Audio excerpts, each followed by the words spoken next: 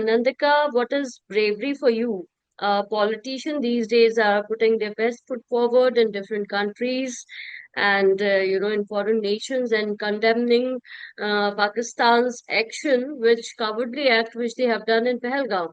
So, what is your opinion regarding zero tolerance? And we all know it's one of the pressing issues of all time, the India-Pak war, a very hot topic being discussed right now.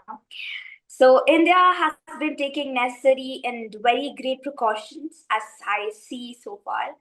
And India is like a very democratic, sovereign country.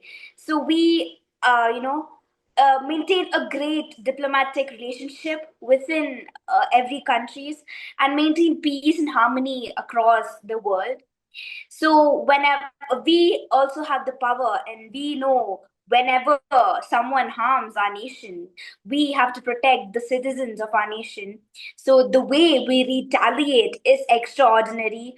And ma'am, it's very interesting and very happy to know that our attack has been very precise and measured. We have always make sure that there's no like 0% chance for casualty.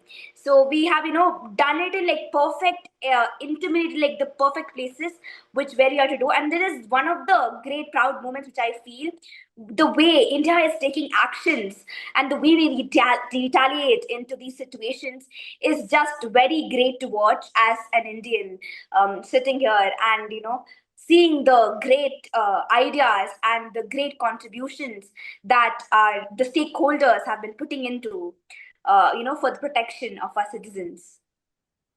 And And I also, yeah, and also the our prime minister also mentioned our new normal, where we have a certain level, and we, if someone tolerates that, we have a new normal for our nation. That is our power, that's our dignity, and we have the motive to to protect our citizens and our nation.